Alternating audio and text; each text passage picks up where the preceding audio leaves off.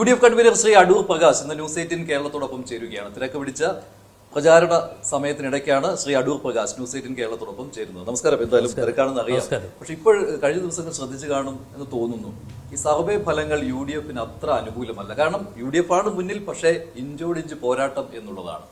ചിലയിടങ്ങളിൽ LDFുമാണ് മുന്നിൽ ചില സർവേകളിൽ. തെരഞ്ഞെടുപ്പാകുമ്പോൾ ആ തെരഞ്ഞെടുപ്പുമായി ബന്ധപ്പെട്ടുകൊണ്ട് ഈ മറ്റ് മാറ്റങ്ങളുണ്ടാകാം, മറിച്ചിലുകളുണ്ടാകാം, അതൊക്കെ ശരി തന്നെ. എന്നിരുന്നാൽ പോലും UDFനെ സംബന്ധിച്ചിടത്തോളം ഒരു ആത്മവിശ്വാസത്തോടു കൂടി ഞങ്ങൾ മുമ്പോട്ട് പോവുകയാണ്. ആ ആത്മവിശ്വാസം എന്ന് പറയുന്നത് കേരളത്തിലെ ജനങ്ങൾ ആഗ്രഹിക്കുന്ന തരത്തിൽ ഉള്ള ഒരു പ്രവർത്തനങ്ങൾ ഞങ്ങൾക്ക് നിറവേറ്റാൻ കഴിയുമെന്ന് ജനങ്ങളെ ബോധ്യപ്പെടുത്തിയിട്ടുണ്ട്. ആ ബോധ്യപ്പെടുത്തിയതിൻ്റെ അടിസ്ഥാനത്തിൽ തീർച്ചയായിട്ടും UDFന് അധികാരത്തിൽ കടന്നു വരാനുള്ള വഴി ഒരുക്കിയെടുക്കും എന്ന് തന്നെയാണ് എൻ്റെ വിശ്വാസവും. ഞാനത് പൂർണ്ണമായി അത്തരത്തിൽ വിശ്വസിക്കുകയും ചെയ്യും. 100ന്റെ അവകാശവാദമില്ല. 100 സീറ്റിൽ കുറയാതുള്ള സീറ്റുകൾ ഞങ്ങൾ നേടിയെടുക്കും. പക്ഷേ ഈ ആത്മവിശ്വാസം ഉണ്ടെങ്കിൽ ഈ ഡീൽ എന്നുള്ള ഒരു ആരോപണം വരില്ലായിരുന്നു. കാരണം ഞങ്ങളുടെ വോട്ടുകളിൽ ഞങ്ങൾക്ക് വിശ്വാസമുണ്ട്, അത് എന്ത് വന്നാലും ഞങ്ങൾക്ക് കിട്ടുമെന്നായിരുന്നുവെങ്കിൽ ഈ പറയുന്ന CPM BJP ഡീൽ എന്നുള്ള ഒരു ആരോപണവുമായിട്ട് രംഗത്ത് വരില്ലായിരുന്നു. അതുള്ള സത്യാവസ്ഥയല്ലേ പറഞ്ഞത്. സത്യങ്ങൾ തുറന്നു പറയുമ്പോൾ ആ സത്യങ്ങൾ പറയേണ്ടടുത്ത് പറയണ്ടേ. ഞങ്ങൾ ആ ഡീല് നടന്നു എന്നതിനെക്കുറിച്ച് ഞങ്ങൾ അത് അവകാശപ്പെടുന്നതും പറയുന്നതിനും ചില കാരണങ്ങളുണ്ടല്ലോ.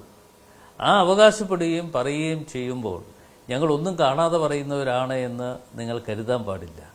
അത് ജനങ്ങളെ വിഡ്ഢിയാന്മാരാക്കുന്നതിന് വേണ്ടിയുള്ള തന്ത്രപരമായിട്ടുള്ള നീക്കങ്ങൾ നടത്തുമ്പോൾ ഇങ്ങനെ ഇന്ന സ്ഥലത്ത് നീക്കം നടന്നിട്ടുണ്ട് എന്ന് പുറത്ത് ഞങ്ങൾ പറയാതിരുന്നു കഴിഞ്ഞാൽ ഞങ്ങളെ വിഡ്ഢിയാന്മാരാക്കുന്ന ഏർപ്പാടാണ്. ഇപ്പം തന്നെ പാലക്കാട് ഞങ്ങളുടെ സ്ഥാനാർത്ഥി അവിടെ മത്സരിക്കുന്നു. അതേപോലെ തന്നെ LDFന്റെ സ്ഥാനാർത്ഥി എന്ന് പറയാൻ പറ്റുമോ? നിങ്ങളൊന്ന് ആലോചിച്ച് നോക്ക്. LDFന്റെ സ്ഥാനാർത്ഥി എന്നുള്ളതിന് ഇപ്പോൾ അവരൊരു സ്ഥാനാർത്ഥി നിശ്ചയിച്ചു ഇല്ല എന്നൊന്നും ഞങ്ങൾ പറയുന്നില്ല. പക്ഷേ BJPയും അവരും തമ്മിലുള്ള ഒരു കൂട്ടുകച്ചവടത്തിന്റെ ഭാഗമായിട്ടാണ് അത്തരം സ്ഥാനാർത്ഥികളെ വില കുറിച്ച് കാണാൻ പറ്റും. പൊതു സഹോദരന്മാർ അട്ടിമറി വിജയം നേടിയിട്ടുണ്ട്. സമ്മതിച്ചു. ഒരു തരത്തിലും ഞങ്ങൾ സ്ഥാനാർത്ഥികളെ വില കുറിച്ച് കാണുകയല്ല. സ്ഥാനാർത്ഥികളെല്ലാം ചെറുതാണെങ്കിലും വലുതാണെങ്കിലും സ്ഥാനാർത്ഥികളെ സംബന്ധിച്ചിടത്തോളം അവര് യഥാർത്ഥത്തിൽ അവർ വലിയവർ തന്നെയാണ്. അത് ഞങ്ങൾ പൂർണ്ണമായി സ്വീകരിക്കുകയാണ്. അതോടൊപ്പം തന്നെ ഇപ്പോൾ കഴിഞ്ഞ 2021 തെരഞ്ഞെടുപ്പ് നടന്നു. ആ തെരഞ്ഞെടുപ്പ് നടന്നപ്പോൾ കേരളത്തിൽ ഉടനീളം CPMന് അനുകൂലമായിട്ടുള്ള ഒരു തരംഗം ഉണ്ടാക്കി എന്ന് അവർ അവകാശപ്പെടുന്നു.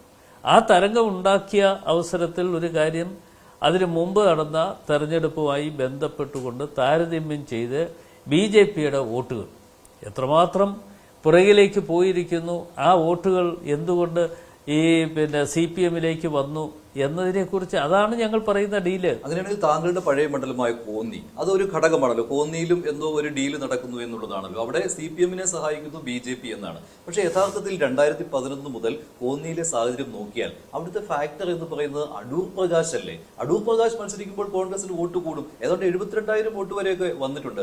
താങ്കൾ ഇല്ലാത്തപ്പോൾ വോട്ട് താഴോട്ട് പോകും. അവിടെ എന്തിനാണ് BJP CPM ഡീൽ എന്ന് പറയുന്നത്? അല്ല, അവിടെ ഉള്ള ഒരു പ്രശ്നം, ഇപ്പോൾ അവിടെ സുരേന്ദ്രൻ മത്സരിക്കുന്ന അവസരത്തിലുള്ള വോട്ടിംഗ് ഷെയറും അതിനുശേഷം മത്സരിച്ച ആളിന് കിട്ടിയ വോട്ട് ഷെയറും ആയി പരിശോധിച്ച് നോക്കുമ്പോൾ LDFലേക്ക് ആ വോട്ടുകൾ പോയി എന്നുള്ളതിൻ്റെ ഒരു പ്രധാനപ്പെട്ട തെളിവാണ് രണ്ടാം തവണ അവിടെ ജയിക്കാൻ ഉള്ള അവസരം LDFന് കിട്ടിയത്. അപ്പോൾ അത്തരം കാര്യങ്ങൾ ജനങ്ങളെ ഞങ്ങൾ ബോധ്യപ്പെടുത്തി മുമ്പോട്ട് പോവുക എന്ന് പറയുന്നത് ഞങ്ങളുടെ ഉത്തരവാദിത്വമാണ്. ആ ഉത്തരവാദിത്തങ്ങൾ ഞങ്ങൾ സുരേന്ദ്രനായിരുന്നു CPMനെ ജയിപ്പിച്ചത്. അങ്ങനെ പറയാൻ പറ്റില്ല. 39,000 വോട്ട് ഒരു തവണ നേടി, 32,000 വോട്ട് പിന്നെ എത്രയിലേക്ക് പോയി? അല്ല, അവസാനം 32-ലല്ലേ വന്നത്? അല്ലല്ല, അത്രയും വന്നിട്ടില്ല. അതിലേക്ക് താഴെ പോയി. അതൊരു വോട്ട് ഷെയർ എപ്പോഴും അങ്ങോട്ടും ഇങ്ങോട്ടും ഒക്കെ വരുന്നത് ഒരു മേജർ വോട്ട് ഷെയർ ഒരു മേഖലയിൽ പോകുമ്പോൾ അതിന്റെ പിന്നിൽ എന്തൊക്കെയോ കാര്യങ്ങൾ നടക്കുന്നുണ്ട് എന്ന്. കോന്നിയിൽ ഒരു ആത്മവിശ്വാസമില്ല. അടൂർ പ്രകാശ് ആയിരുന്നെങ്കിൽ ഇത് സംഭവിക്കില്ല. അല്ല, അത് ഞാൻ പറഞ്ഞിട്ട് കാര്യമില്ല. അടൂർ പ്രകാശ് ആയിരുന്നോ അല്ലെങ്കിൽ മറ്റൊന്നും പറഞ്ഞിട്ട് കാര്യമില്ല. ഞങ്ങൾ എന്തായാലും കോന്നിയിലെ വോട്ട് ഷെയർ കൂട്ടാൻ വേണ്ടി UDFനെ സംബന്ധിച്ചിടത്തോളം പരമാവധി അധ്വാനങ്ങൾ ഞങ്ങൾ നടത്താൻ തീരുമാനിച്ചിട്ടുണ്ട്. ഇപ്പം ഞാൻ തന്നെ ഇന്ന് ഇവിടെ നിന്ന് ഇവിടുത്തെ ഈ ഓഫീസ് ഉദ്ഘാടനം കഴിഞ്ഞാൽ ഉടൻ തന്നെ ഞാൻ പോകുന്നത് തണ്ണിത്തോട്ടിലേക്കാണ്.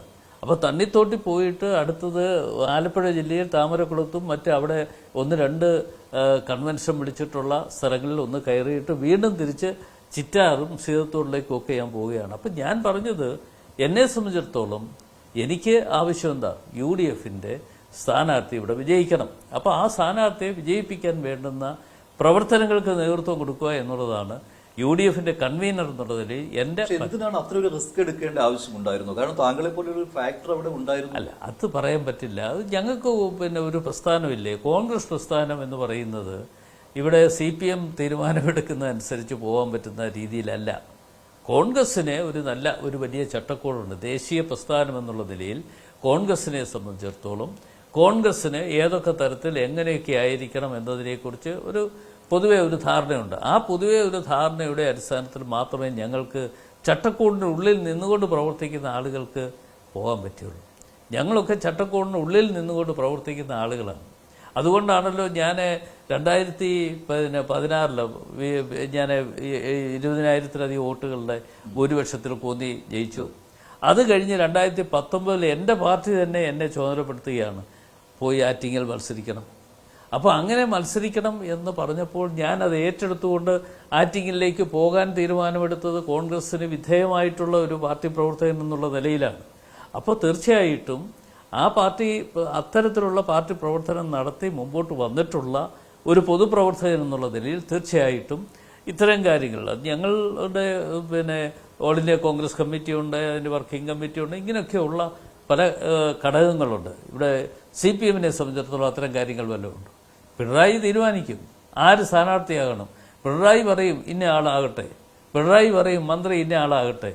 ആ ഒരു ഏർപ്പാടുമായിട്ടല്ല കോൺഗ്രസ് മുമ്പോട്ട് പോകുന്നത്. അതുകൊണ്ടാണ് കഴിഞ്ഞ ദിവസത്തെ ഒരു പ്രസംഗം താങ്കളുടെ ശ്രദ്ധിച്ചിരുന്നു. അതിൽ താങ്കൾ അല്പം വേദനയോടെയാണ് പറഞ്ഞത്, ഉമ്മൻചാണ്ടിയുടെ മകൾ മറിയ ഉമ്മൻ അവർ മത്സരിക്കണമായിരുന്നു, അങ്ങനെ ഒരു തീരുമാനത്തിലേക്ക് വന്നേനെ എന്ന്.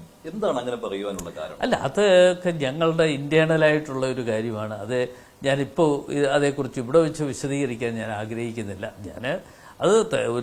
അവർ വന്നപ്പോൾ കാഷ്വലായി ഞാൻ പറഞ്ഞു എന്ന് മാത്രമേ ഉള്ളൂ. അത്തരം കാര്യങ്ങളൊക്കെ ഞങ്ങൾ ആലോചിച്ചിരുന്നു. പക്ഷേ അത് നടപ്പാക്കാൻ കഴിയാതെ പോയി. അതിന് പല കാരണങ്ങളുണ്ട്. ആ കാരണങ്ങളെക്കുറിച്ചൊന്നും ഞാനിപ്പോൾ ഇവിടെ വെച്ച് ഒന്നും പറയുന്നില്ല. ഇപ്പോൾ അജണ്ട എന്ന് പറയുന്നത് ഈ ഡീലാണെന്ന് തോന്നുന്നു, മറ്റൊന്നിലേക്കും കാര്യങ്ങൾ പോകുന്നില്ല. എപ്പോഴും CPM BJP ഡീൽ എന്ന് പറഞ്ഞുകൊണ്ടേ ഇരിക്കുകയാണ്. സത്യാവസ്ഥ ഞങ്ങൾ പറയണ്ടേ, പുറത്തു പറയണമല്ലോ. സത്യാവസ്ഥകൾ എന്തായാലും ജനങ്ങളോട് അറിയണ്ടേ. ജനങ്ങളെ അറിയിക്കാനുള്ള ഉത്തരവാദിത്വം ഞങ്ങൾക്കുണ്ട്. ആ ഉത്തരവാദിത്വം ഞങ്ങൾ ഏറ്റെടുത്തുകൊണ്ട് മുമ്പോട്ട് പോവുകയാണ്. പക്ഷെ അങ്ങനെ വരുമ്പോൾ ഈ BJP CPM ഡീൽ എന്ന് പറയുമ്പോൾ സ്വാഭാവികമായിട്ടും അങ്ങനെ അതൊരു പ്രത്യയശാസ്ത്രപരമായിട്ട് പോലും അങ്ങനെ കാണാൻ കഴിയുകയില്ല. പിന്നെ ഏത് രീതിയിൽ അങ്ങനെ വരുമെന്ന് അത് എങ്ങനെ തെളിയിക്കാൻ പറ്റും? ഇപ്പൊ BJPയെ സംബന്ധിച്ചിടത്തോളം ഒരു കാര്യം ഞാൻ പറയാം. ഇപ്പൊ ഞങ്ങളിൽ നിന്ന് ആരെങ്കിലും ഒരാൾ അഭിപ്രായ ഭിന്നതയുമായി ഒന്ന് വിട്ടുപോയാൽ അവർക്ക് സ്ഥാനാർത്ഥിത്വം കൊടുക്കുകയാണ്. അതിന് രണ്ടിടത്തുണ്ട്. ഇപ്പൊ CPM CPI അത് സ്ഥാനാർത്ഥിത്വം കൊടുക്കുന്നു. അപ്പോൾ ആ സ്ഥാനാർത്ഥിത്വം അങ്ങനെ കൊടുത്ത് ഒക്കെ വരുമ്പോൾ അവരുടെ ധാരണ എന്താ, ഇവിടെ വോട്ട് സ്പ്ലിറ്റ് ചെയ്തുകൊണ്ട് അവർ ആഗ്രഹിക്കുന്ന പോലെ കാര്യങ്ങൾ മുമ്പോട്ട് കൊണ്ടുപോകാൻ പറ്റും. കേരളത്തിൽ ഒരു കാരണവശാലും BJP അക്കൗണ്ട് തുറക്കാൻ പോകുന്ന ഒരു സംസ്ഥാനമല്ല കേരളം. പക്ഷെ ഡീലുണ്ടെങ്കിൽ അക്കൗണ്ട് തുറക്കുമല്ലോ. അപ്പൊ ഈ ഡീല് എന്ന് പറയുന്നത് ഇത്തരത്തിൽ ഡീലുകൾ ഉണ്ടെങ്കിൽ CPMന് അനുകൂലമായിട്ടുള്ളത് അവർ കൊടുക്കുകയും BJP അങ്ങോട്ട് കൊടുക്കുകയും അതേപോലെ തന്നെ BJPക്ക് വേണ്ടി CPM ചില ഇടങ്ങളിൽ കൊടുക്കുവാൻ തീരുമാനം എടുത്തിട്ടുള്ളതിന്റെ അടിസ്ഥാനത്തിലാണ് ഞങ്ങൾ ഡീലെന്ന് പറയും. തെലങ്കാനയിൽ BRS എതിരെ കോൺഗ്രസ് ഇതേ കാര്യം തന്നെയാണ് പറഞ്ഞത്. B ടീമാണ് BJPയുടെ എന്ന്. അവിടെ അത് കാര്യം സാധിച്ചു. കോൺഗ്രസ് അധികാരത്തിലെത്താൻ കഴിഞ്ഞു. മുസ്ലിം വോട്ടുകൾ കേന്ദ്രീകരിക്കപ്പെട്ടു. അതല്ലേ എവിടെയും ലക്ഷ്യമിടുന്നത്? അല്ല, ഞാൻ പറഞ്ഞത് ഇത്തരത്തിൽ ഞങ്ങൾക്ക് ആ സമയാസമയങ്ങളിൽ പറയേണ്ട കാര്യങ്ങൾ ഞങ്ങളും തുറന്നു പറയേണ്ട ആവശ്യകതയുണ്ട്. അത് തുറന്നു പറയുക എന്ന് പറയുന്നത് വോട്ട് സ്പ്ലിറ്റ് ചെയ്യുവാൻ വേണ്ടി, ഇപ്പൊ മുസ്ലിം വോട്ട് എങ്ങനെ സ്പ്ലിറ്റ് ചെയ്യാൻ കഴിയും എന്ന് നോക്കിയാണ് CPM ആളുടെ നിർത്തിയത്. അപ്പോൾ 1-2 ഉദാഹരണങ്ങൾ പറഞ്ഞാൽ എന്തിനാ, പാലക്കാട് തന്നെ ഉദാഹരണം എടുത്താൽ മതി. അപ്പോൾ ആ ഉദാഹരണം ഞാൻ ആ സ്ഥാനാർത്ഥിയെ സംബന്ധിച്ചിടത്തോളം വില കുറച്ച് പറയുകയല്ല. സ്ഥാനാർത്ഥി വലിയവനായിരിക്കാം, അല്ലെങ്കിൽ സ്ഥാനാർത്ഥി നല്ലവനായിരിക്കാം. സ്ഥാനാർത്ഥിയെക്കുറിച്ച് ഒരു കാരണവശാലും ഞാൻ പരാമർശിക്കുകയല്ല. പക്ഷേ അവിടെ മുസ്ലിം വോട്ടൊന്ന് സ്പ്ലിറ്റ് ചെയ്ത് കൊടുത്താൽ അതിൻ്റെ നേട്ടം എങ്ങനെ ഉണ്ടാക്കിയെടുക്കാൻ കഴിയും എന്ന് കൃത്യമായി ഗവേഷണം നടത്തിയതിന്റെ അടിസ്ഥാനത്തിലാണ് ഈ തരത്തിലുള്ള ഡീലുകൾ ഓരോ മേഖലകളിലും ഉണ്ടാക്കാൻ വേണ്ടി അതിന് മാത്രമല്ല മുസ്ലിം വോട്ടുകൾ ഏകീകരിക്കപ്പെടാം, കൺസോളിഡേറ്റ് ചെയ്യപ്പെടാം. അത് UDF മാത്രം വേണമെന്ന് നിർബന്ധം പിടിക്കരുത്. LDF ആകാം BJP തോൽപ്പിക്കാൻ. അതെ, ഞങ്ങൾ പറയുന്നത് അങ്ങനെ BJP തോൽപ്പിക്കാൻ വേണ്ടി അല്ല ഇവരിപ്പോ ഡീൽ ഉറപ്പിച്ചിരിക്കുന്നത്. ഇപ്പോൾ ചില സ്ഥലങ്ങളിൽ ഡീൽ ഉറപ്പിച്ചിരിക്കുന്നത് BJPയിൽ നിന്ന് വോട്ട് ഇങ്ങോട്ട് വാങ്ങിയിട്ട് CPM രക്ഷപ്പെടണം. അപ്പോൾ അതല്ലാതെ കണ്ട് ചില സ്ഥലങ്ങളിൽ നേരെ തിരിച്ച് CPMന്റെ വോട്ട് അങ്ങോട്ട് കൊടുത്തിട്ട് അവർക്ക് രക്ഷപ്പെടാനുള്ള അവസരം ഒരുക്കി കൊടുക്കണം. ഇതൊക്കെയാണ് അവരുടെ ലക്ഷ്യം. പക്ഷെ അങ്ങനെയാണെങ്കിൽ പഴയ ആരോപണത്തിന് മറുപടി പറയേണ്ടി വരും. നിയമത്തിൽ എന്താണ് സംഭവിച്ചത്? ആദ്യമായിട്ട് BJP അക്കൗണ്ട് തുറന്നപ്പോൾ അവിടെ ആരാണ് സഹായിച്ചത് എന്നുള്ള ചോദ്യം വരും. അതെ, UDF വോട്ട് കുറഞ്ഞുകൊണ്ടാണല്ലോ അവിടെ BJP ജയിച്ചത്. ഞങ്ങൾ അത്തരം കാര്യങ്ങളെ വില കുറച്ച് കാണുകയല്ല. ഇതൊക്കെ കാര്യങ്ങൾ സമയാസമയങ്ങൾ ഉണ്ടായിട്ടുള്ള ഓരോ കാര്യങ്ങളും പഠനം നടത്തിക്കൊണ്ട് അത് എന്ത് തരത്തിലാണ് നമുക്കൊരു വീഴ്ച ഉണ്ടായിട്ടുള്ളത് എന്ന് കണ്ടെത്തിക്കൊണ്ടാണ് ഞങ്ങൾ മുമ്പോട്ട് പോകുന്നത്. ഇപ്പോൾ വെൽഫെയർ പാർട്ടി UDF മാത്രമല്ല LDF പിന്തുണ നൽകുന്നുണ്ട് ഇത്തവണ. അല്ല, ശരിയാണല്ലോ? വെൽഫെയർ പാർട്ടിയുടെ പിന്തുണ പൂർണ്ണമായിട്ടും സ്വീകരിക്കുകയാണല്ലോ അല്ലെ? അതിനകത്ത് ഒരു മാറ്റവും ഇല്ലല്ലോ. ആര് സ്വീകരിക്കുന്നു? UDF. അല്ല, UDF ഞങ്ങൾക്കിപ്പോൾ ഒരാൾ പറയുകയാണ് ഞങ്ങൾ വോട്ട് ചെയ്യുന്നു, UDF അനുകൂലമായി വോട്ട് ചെയ്യുന്നു, ഞങ്ങൾ വേണ്ടെന്നൊന്നും പറയുന്നില്ല. അതല്ലാതെ കണ്ട് ഞങ്ങൾ ആരുടെയും പുറയിൽ പോയി നിങ്ങൾ ഞങ്ങളെ സഹായിക്കണം എന്ന് പറഞ്ഞ് ഞങ്ങൾ ആരെയും പിന്നിൽ പോയി അവരുടെ പുറകെ നടക്കുന്ന ഏർപ്പാടുകളില്ല. അത് നിർത്തേണ്ട സ്ഥാനത്ത് നിർത്തേണ്ട ആളുകളെ നിർത്തിക്കൊണ്ട് തന്നെ കാര്യങ്ങൾ മുമ്പോട്ട് പോവുകയാണ്.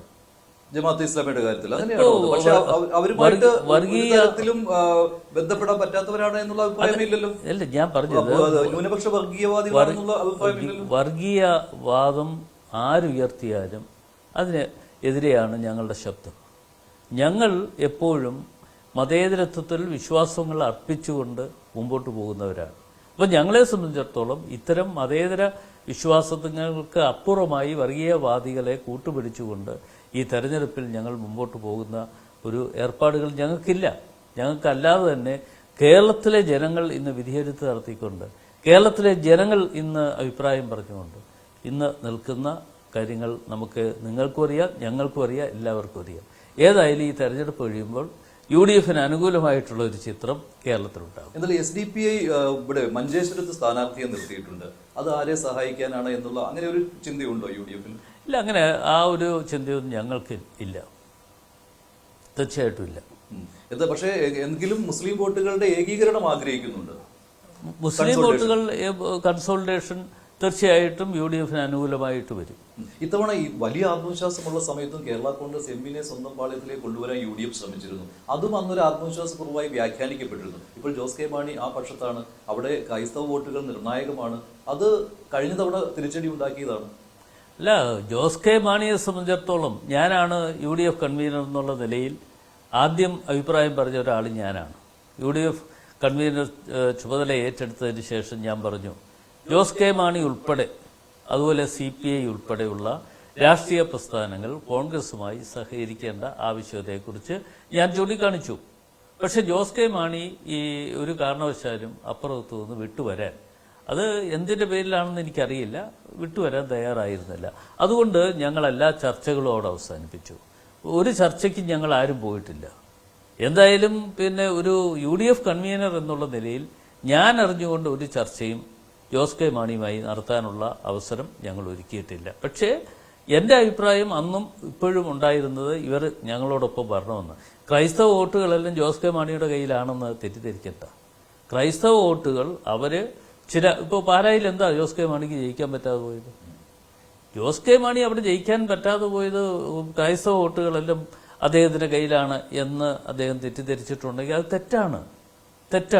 ആ തെറ്റായ ധാരണ ഉണ്ടായിരുന്നു എന്നുള്ളതുകൊണ്ട് അദ്ദേഹം ചിലപ്പോൾ അവകാശപ്പെടും. ആ അവകാശവാദങ്ങളെല്ലാം പൊളിഞ്ഞുകൊണ്ടിരിക്കുകയാണ്. അതേസമയം കേരള കോൺഗ്രസ് ജോസഫ് വിഭാഗത്തെ കോൺഗ്രസ് അവഗണിച്ചു, 10ൽ നിന്ന് 8 കുറച്ചു. ഇത് ഞങ്ങൾ അവഗണിച്ചല്ല, ഞങ്ങളൊരു പൊതുധാരണ, ഒരു UDF സംവിധാനമാകുമ്പോൾ ഞങ്ങളൊരു പൊതുധാരണ, അതായത് പിന്നെ മുസ്ലിം ലീഗുമായി ഒരു പൊതുധാരണ, അതേപോലെ കേരള കോൺഗ്രസുമായിട്ടൊരു ധാരണ, ഇങ്ങനെയൊക്കെയുള്ള ചില ധാരണകൾ ഉണ്ടാകുന്ന അവസരത്തിൽ അവർ തന്നെ ചില സീറ്റുകൾ ഞങ്ങൾക്ക് വിട്ടുതരാം എന്ന് പറഞ്ഞാൽ ആ സീറ്റുകൾ ഞങ്ങളത് ഏറ്റെടുത്തുകൊണ്ട് തെരഞ്ഞെടുപ്പിനെ ഞങ്ങൾ UDF വേണ്ടിയാണ് തെരഞ്ഞെടുപ്പിനെ നേരിടുന്നത്.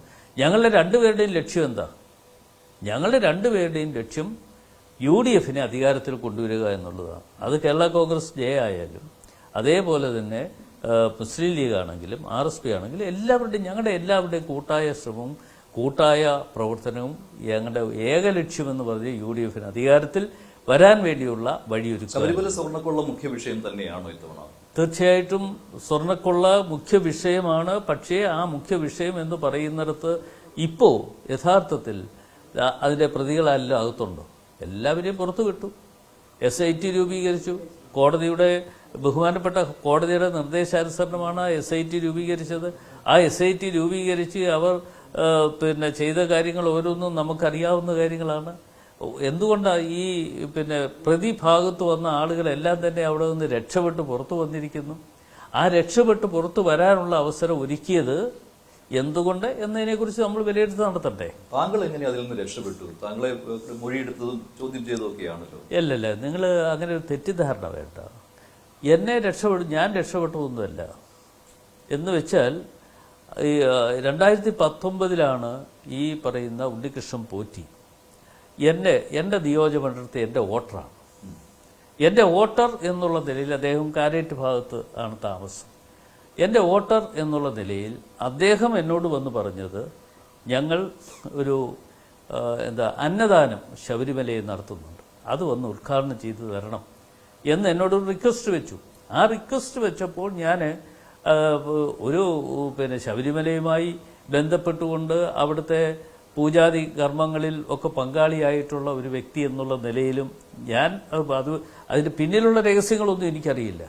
അപ്പോൾ അത് ഒരു വിശ്വാസത്തിന്റെ ഭാഗം എന്നുള്ള നിലയിൽ ഞാനവിടെ പോയിരുന്നു, ഞാനതിൽ പങ്കെടുത്തിരുന്നു.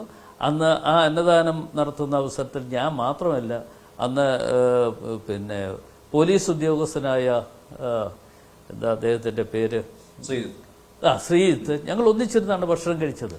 ഞങ്ങൾ എല്ലാവരും ഉണ്ടായിരുന്നു. ഞാൻ പറഞ്ഞത്, അത് ഇപ്പോൾ എൻ്റെ നിയോജകമണ്ഡലത്തിലുള്ള ഒരാൾ വന്ന് എന്നോടൊരു കാര്യം പറയും. ചിലപ്പോൾ തെറ്റും ശരിയും ഉണ്ടാകാം. ആ തെറ്റും ശരിയും ഉണ്ടാകാം എന്ന് പറയുമ്പോൾ തെറ്റാണ് എന്ന് ബോധ്യപ്പെട്ടാൽ ഒരു കാരണവശാലും ഞാനവിടെ പോയില്ലായിരുന്നു. പിന്നീട് ഇതൊക്കെ പുറത്തു വന്നപ്പോഴാണല്ലോ കാര്യങ്ങൾ ഓരോന്നോരോന്ന് പുറത്തു വന്നുകൊണ്ടിരിക്കുന്നത്. സോണിയാഗാന്ധിയെ പരിചയപ്പെടുത്തുവാനുള്ള സാഹചര്യം സോണിയാഗാന്ധി ആര് പരിചയപ്പെടുത്തി? ഞാനല്ല പരിചയപ്പെടുത്തിയിട്ടുള്ളത്. ഞാൻ പരിചയപ്പെടുത്തിയിട്ടില്ല. ഞാനത് തുറന്ന് അപ്പോൾ നിങ്ങൾ ഈ പറയുന്ന പോലെ എന്നെ ചോദ്യം ചെയ്തിട്ടൊന്നുമില്ല. എൻ്റെ അദ്ദേഹത്തിൻ്റെ മൊഴിയും മറ്റും ചോദ്യം ചെയ്തതിലൂടെ എടുത്തിട്ടുള്ള മൊഴി ശരിയോ എന്ന് നോക്കുന്നതിന് വേണ്ടി എൻ്റെ കൂടി ഒന്ന് മൊഴിയെടുക്കണം. അതല്ലാതെ എന്നെ ചോദ്യം ചെയ്യലൊന്നും നടത്തിയില്ല. അന്ന് മീഡിയാസ് എല്ലാം ആഘോഷിച്ചത് അടൂർ പ്രകാശിനെ ചോദ്യം ചെയ്യുന്നു, അടൂർ പ്രകാശിനെ ചോദ്യം ചെയ്യുന്ന ഉണ്ണികൃഷ്ണൻ പോറ്റിയോടൊപ്പമാണ്. എന്തോ ഒരു പറച്ചിലായിരുന്നു എന്നുണ്ടായത്. പ്രതിപക്ഷം ഭരണപക്ഷം അതിനെ ഡിഫെൻഡ് ചെയ്തത്, ഈ സ്വർണ്ണക്കൊള്ളയെ ഡിഫെൻഡ് ചെയ്തത് എങ്ങനെയാണ് താങ്കൾക്ക് അറിയാം, നന്നായിട്ട് അറിയാം. ആന്റണിയും ഉണ്ണികൃഷ്ണൻ പോറ്റിയെ കോൺഗ്രസ് ഹൈക്കമാൻഡ് മുൻപാകെ കൊണ്ടുപോയി, അതായത് മുൻപാകെ കൊണ്ടുപോയി. അത് ഞാൻ അങ്ങനെ കൊണ്ടുപോയിട്ടില്ല. ഉണ്ണികൃഷ്ണൻ പോറ്റിയും പറയില്ല, ഞാൻ കൊണ്ടുപോയി എന്ന് അദ്ദേഹവും പറയില്ല. പക്ഷേ അദ്ദേഹം ഇവിടെ ഡൽഹി വരുന്ന സമയത്ത് എന്നെ വിളിച്ചിട്ട് പറഞ്ഞു, ഇങ്ങനെ എനിക്ക് അപ്പോയിന്റ്മെന്റ് കിട്ടിയിട്ടുണ്ട്, സാറ് കൂടി ഒന്ന് വന്നാൽ കൊള്ളാം എന്ന് പറഞ്ഞു. അപ്പോൾ സ്വാഭാവികമായും സോണിയാഗാന്ധിയുടെ എല്ലാ സെക്യൂരിറ്റിയും മറ്റു കാര്യങ്ങളും എല്ലാം പുറത്തു നിൽക്കുന്ന എല്ലാവർക്കും അറിയാം. അപ്പോൾ തീർച്ചയായിട്ടും അതിനൊരു അവസരം വന്നപ്പോൾ ഞാൻ കൂടി പോയി എന്നുള്ളത് സത്യാവസ്ഥ. പോയില്ല എന്ന് ഞാൻ പറയുന്നില്ല. പക്ഷേ അതിനകത്ത് അപ്പോയിന്റ്മെന്റ് എടുത്തു കൊടുത്തു ഒന്നും ഞാനല്ല. അത് താങ്കൾക്ക് ഒരു ബാധ്യതയായി മാറുകയും എനിക്ക് ഒരു ബാധ്യത ഒരു ബാധ്യതയില്ല. അങ്ങനെയാണെങ്കിൽ ബാധ്യത വരേണ്ട വേറൊരാളുണ്ട്. അദ്ദേഹത്തോട് ഈ ചോദ്യം ചോദിക്കണം. കടകംപള്ളിയാണോ? കടകംപള്ളിയുണ്ട്. അതിനേക്കാൾ ഉപരിയായി കേരളത്തിന്റെ മുഖ്യമന്ത്രി ശ്രീ പിണറായി വിജയനുമല്ലേ ആദ്യം ചോദ്യം ചെയ്യേണ്ടത്. അദ്ദേഹവും അദ്ദേഹത്തിന്റെ കുടുംബവുമായിട്ട് നിന്ന് പടമെടുത്തതൊക്കെ ഉണ്ടല്ലോ. പടമെടുത്തതിന്റെ പേരിൽ കുറ്റക്കാരനായി മാറുന്നു എങ്കിൽ അതൊരിക്കലും ഒരു ശരിയായ സോണിയാഗാന്ധിയുടെ ഹൈ സെക്യൂരിറ്റി ലെവൽ, അപ്പോൾ അവൾ കെ കരുണാകരന് പോലും ആക്സസ് ഇല്ലാത്തൊരു സ്ഥലം, അവിടെ എംപിമാരാണ് എന്നുള്ള ആരോപണം. അതുകൊണ്ടാണല്ലോ ഞാൻ പറയുന്നത്, MP എന്നുള്ള നിലയിൽ ഞാൻ അദ്ദേഹത്തോട് ഒപ്പം പോയി എന്നുള്ള സത്യാവസ്ഥയാണ്. ഇല്ല എന്ന് ഞാൻ പറയുന്നില്ല. പക്ഷേ അപ്പോയിന്റ്മെന്റ് എടുത്തു കൊടുത്തത് ഞാനല്ല. ആരിൽ നിന്ന് കിട്ടിയെന്ന് എനിക്കറിയില്ല. ഞാനതൊന്നും ചോദിച്ചിട്ടില്ല. അപ്പോൾ ആ കാര്യങ്ങൾ ഞാൻ തുറന്നു പറയുകയും ചെയ്തു. എന്നോട് SITയിലെ SP എൻ്റെ മൊഴി വേണം ഒന്ന് വന്നാൽ കൊള്ളാം എന്ന് പറഞ്ഞപ്പോൾ ഞാൻ അവിടെ പോയി മൊഴി കൊടുത്തതാണ്. മൊഴി കൊടുത്ത അവസരത്തിൽ ഈ കാര്യങ്ങളെല്ലാം എന്നോട് ചോദിച്ചു. ഞാനിതെല്ലാം കൃത്യമായി പറഞ്ഞിട്ടുണ്ട്. അത് ഇതോടുകൂടി ഈ ചാപ്റ്റർ ക്ലോസ് ചെയ്തു താങ്കളുടെ അല്ലേ? എൻ്റെ ചാപ്റ്റർ എനിക്ക് ഇതുമായിട്ടൊരു ബന്ധമില്ലല്ലോ. എനിക്ക് ഒരു ചാപ്റ്ററും ക്ലോസ് ചെയ്തോ അല്ലെങ്കിൽ ഇത് ഞാൻ പറഞ്ഞത് ഈ സ്വർണ്ണക്കൊള്ളയ്ക്ക് കൂട്ടുനിന്ന ആളുകൾ അകത്ത് കിടക്കുമ്പോൾ അവരെ സംരക്ഷിക്കുവാൻ കഴിഞ്ഞിരിക്കുന്നു. അതിന്റെ സത്യാവസ്ഥ. ഈ റാന്നി ശബരിമല ഉൾപ്പെടുന്ന പ്രദേശമാണ്. അവിടെയും ഡീൽ ആരോപണം ഉന്നയിക്കുകയാണല്ലോ. അത് പക്ഷെ അതെങ്ങനെ സിങ്കായി പോകും റാന്നി? അല്ല, അതേക്കുറിച്ച് എനിക്കത് കൃത്യം ഞാൻ അതിന് മറുപടി ഇപ്പം തൽക്കാലം പറയുന്നില്ല. എന്തായാലും LDFും BJPയും തമ്മിൽ പലയിടങ്ങളിലും ഒരു ഒരു ഡീൽ ഉണ്ടാക്കിയിട്ടുണ്ട് എന്നുള്ളത് സത്യാവസ്ഥയാണ്.